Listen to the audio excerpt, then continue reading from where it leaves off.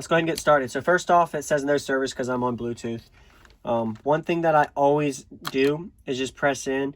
My most important thing is the audio settings because that's where everything's going to be set.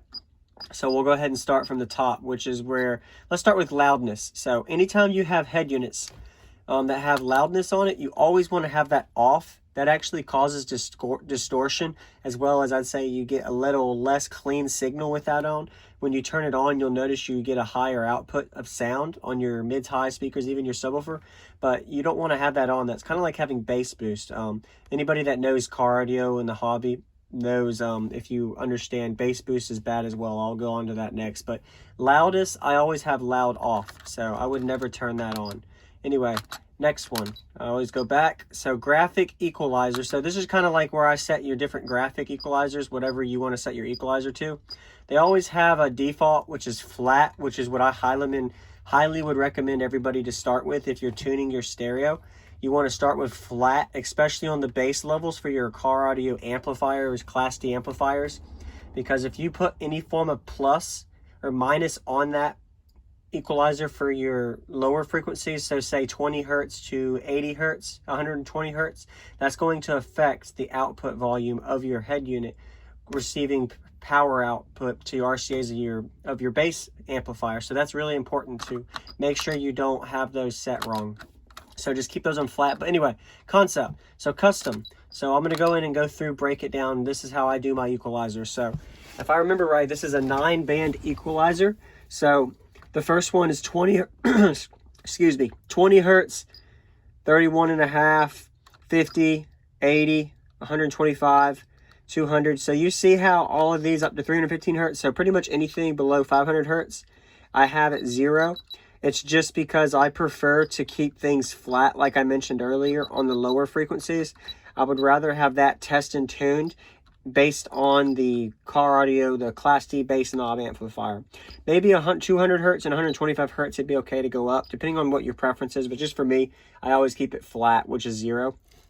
You could put plus on it, but just remember, whenever you put plus on these lower frequencies, it's going to cause more boosts of output towards those frequencies, and it would be better to have everything equal. So if you wanted to put plus, you want to put plus across the 4 or 5 lines that are around your subwoofer range.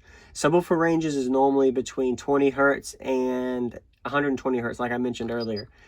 This mids and highs I'm not going to go over because I'm not a musical person when it comes to all that, but you can set that how you want. And of course, if you have a 4 or 2 channel amp, you can just tune it that way. So you can keep all this flat and just tune by your amplifier. All right, next thing, equalizer is done. Any questions you guys have or anything I say wrong, just let me know. So on subwoofer, always on mono.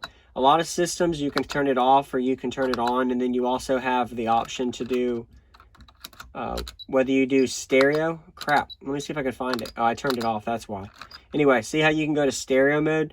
I would not do stereo mode. You want to do mono mode, because what happens is you could have stereo, which causes maybe higher frequencies to come out of your subwoofer, where you can hear music out of your subwoofer. So I always have that on mono because it's like a Class D monoblock amp versus a stereo amp, Class AB, if anybody understands that. But that one I set there. So once I have make sure my subwoofer's on and it's on mono.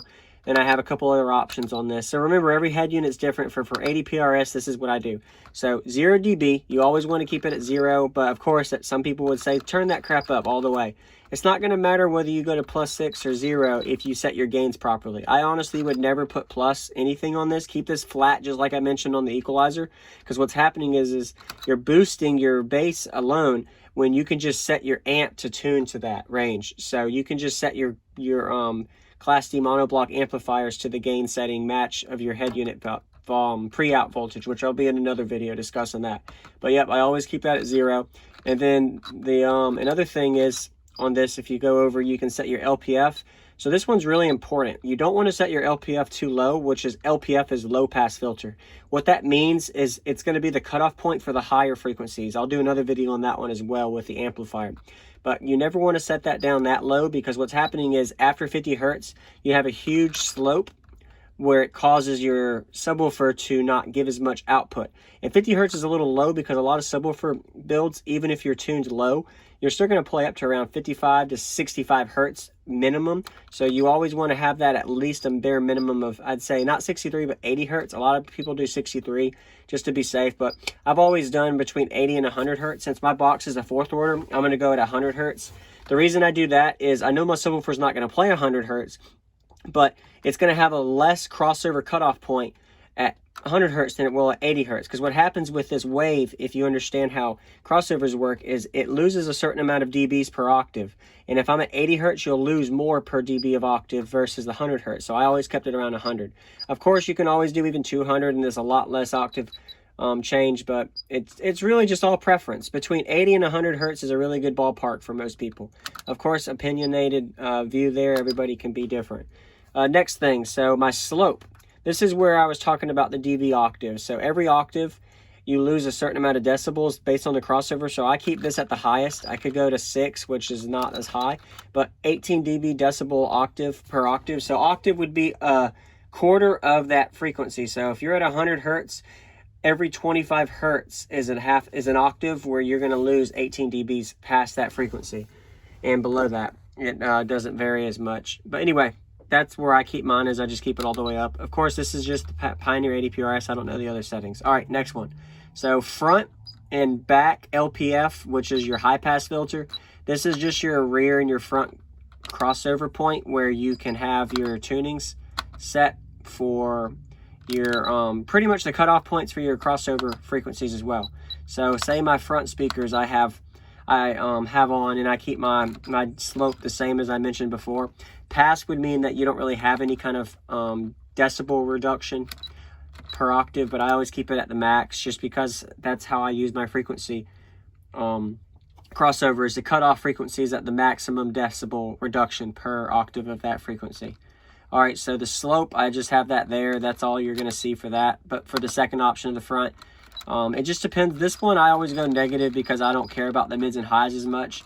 So I always tune my amp to 0, and then I just turn it down from there because, of course, I would rather hear more bass than speaker clarity, but that's just me. So I always keep this down. That's all personal preference. I recommend keeping that at 0 and just tune from your amp. But for me, I always turn it down some. Just depends on the song. Sometimes I want to turn it up, hear some certain music. All right, one thing if you notice at the start of this is I had it on mute. So why do you have it on mute, Jacob? I mute my system or my speakers anytime I'm doing metering as well as testing, because what happens is every little bit of power you use on your speakers is losing from the output of your amplifier for your monoblock subwoofer. So always mute these if you really are going into interests. Of course, some people say they gain. I've actually read comments. People said, Jacob, I gain when I have my speakers on. Just depends on the vehicle. It's all tests. But I've always done without my speakers on when I'm doing metering tests because I don't want to have any power output going to those. And that also causes my speakers to clip at high volumes when I'm doing a burp. And I don't want to clip my speakers, but I'll clip my sub just for a second. Anyway, I hope that makes sense there. What else is there? So auto equalizer, I've never done that. I don't even know what it is. Automatic sound level, same thing. I've never used that before. Source level adjuster, that's where I just keep it at 0, keep it flat. That's SLA. A lot of systems have that. Some people will turn it on max, but I look at that as a boost. Anytime I see a plus and it boosts across the board, I always just say, you know what? I'm not going to add any extra boost of anything if it's going to boost my subwoofer output, because I'd rather set my gains properly to make my volume level clean all the way up. And that's just how it works for that. Of course, I could be wrong. All right. Is there anything? Fader and balance. So depending on if you have only front speakers or rear, or where you want your volume, you could just put that. Say you have more front mids and highs, then you put it towards the front or back. I always keep it at flat 0, of course, but that just depends on the person. That's where you go into your time alignment and adjustment. So that's going to depend on what you do with that setting, which is going on to something else that I've never used. Like position, there's a lot of options there. I've never used any of those. Of course, you can try and mess with those, I'm sure. Like time alignment, I just have it off.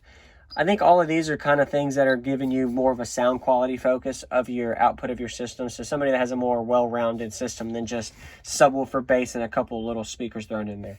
Anyway, Looks like I got back to the beginning. So that's my settings for my audio. Illumination and entertainment's not going to matter. That's all preference and personal opinion.